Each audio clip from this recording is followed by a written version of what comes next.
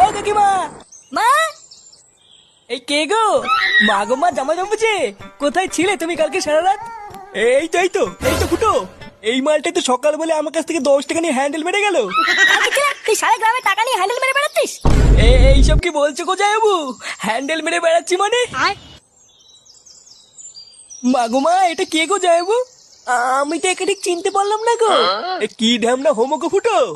সকাল বলে হ্যান্ডেল মেরে গেল, আবার বলে গেল পরের দিন আসবো, আর এখন বলে নাকি চিনতে পারছে না। এই কি হয়েছে রে? এত চেঁচামেচি কিসের? এই দেখো বাবা, আমি তোমাকে বলেছিলাম না হোমচদাকে বাড়ি থেকে বের করো।